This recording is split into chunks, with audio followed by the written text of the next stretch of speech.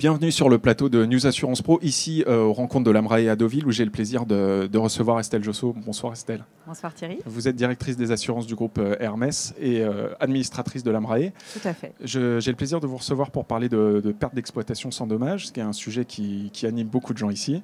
J'ai une première question un peu toute simple. Aujourd'hui, est-ce que les entreprises sont correctement couvertes contre ce risque de perte d'exploitation sans dommage?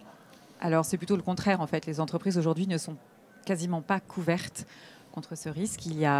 On trouve dans des polices de grands comptes quelques extensions de perte d'exploitation sans dommage, mais la grosse majorité des polices n'a pas du tout ce type de garantie. C'est parce qu'elles ont finalement peu conscience du risque? C'est parce qu'elles trouvent peu de solutions sur le marché? Pourquoi? Alors je pense qu'il y a un peu des deux. Il y a peut-être une faible conscience du risque, ou en tout cas, oui, le risque n'a pas forcément été identifié, et surtout, il y a assez peu de produits disponibles. Ça sort des règles traditionnelles de l'assurance où on a la perte d'exploitation qui fait suite à un dommage. Ouais. Et donc aujourd'hui, l'offre d'assurance est assez petite en fait. Pourtant, si j'écoute les porteurs de risque, la plupart ont aussi identifié ce risque. C'est quoi? C'est une problématique de capacité, de compréhension du risque. Qu'est-ce qui fait qu'aujourd'hui, il y a peu de solutions sur le marché?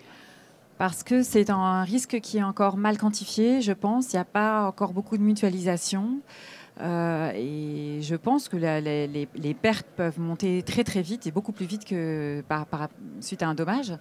Et donc je pense que c'est l'ensemble de ces facteurs qui font qu'aujourd'hui les assureurs sont assez frileux pour se lancer dans ce genre d'extension.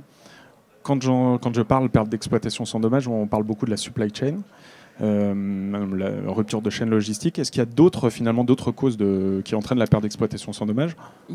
Il y a plein d'autres causes qui entraînent de la perte d'exploitation sans dommage. On a les aléas climatiques, l'exemple du volcan islandais il y a quelques années qui avait paralysé tout le trafic aérien. Typiquement, les magasins qui étaient dans les aéroports n'ont pas subi de dommages en tant que tels, mais ils ont subi une grosse perte de clientèle. Nous avons aussi tout ce qui est épidémie, pandémie, des restrictions d'accès à cause de raisons sanitaires. Ouais. On a aussi tout ce qui est risque politique et violence politique. Risque politique avec des confiscations, des retraits d'autorisation. Il y a les problèmes de réputation aussi avec des couvertures médias négatives. Tous ces risques-là vont engendrer des pertes d'exploitation sans qu'il y ait un dommage. Donc oui, c'est très vaste en fait. Vous êtes risk manager. Aujourd'hui, dans les entreprises, finalement, comment les risk managers ils arrivent auprès de leur direction finalement à pousser pour être assurés sur ce risque? Est-ce que c'est compliqué d'en parler? Alors en fait, les solutions d'assurance, il y a quelques assureurs qui se sont lancés dans des polices spécifiques de pertes sans dommage, de pertes pécuniaires. Ça reste des garanties avec des franchises importantes et des tarifications qui sont très élevées, donc voilà, assez restrictives. Les conditions d'application sont quand même... le champ d'application est très faible.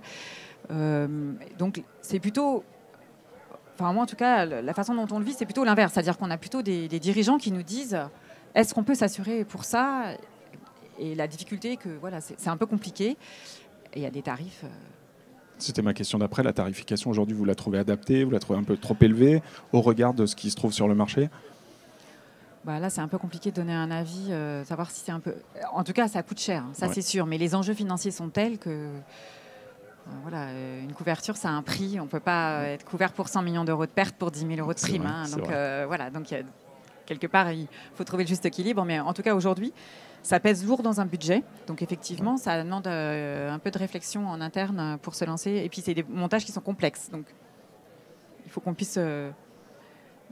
soit capable d'alimenter l'assureur avec les données essentielles pour pouvoir monter ce type de police. C'est pas neutre. Ok, une dernière question. Vous, aujourd'hui, au sein de l'Amrae, j'imagine que vous accompagnez les risk managers sur ce sujet de la perte d'exploitation sans dommage. C'est quoi? C'est de la formation? C'est de l'information? Alors, on a eu des actions d'information et des mises au point qu'on a fait sur la garantie perte d'exploitation qui ont été publiées au mois de décembre. Et après, oui, on espère que on va réussir à mettre tous les acteurs autour de la table pour discuter et trouver des solutions pérennes et qu'on ne se retrouve pas, surtout que la majorité des PME puissent avoir accès à ce type de garantie et qu'ils ne se retrouvent pas sans rien quand ce genre d'événement arrive. Très bien. Merci beaucoup, Estelle Josso. À bientôt. Et moi, je vous retrouve très bientôt sur News Assurance Pro pour d'autres vidéos.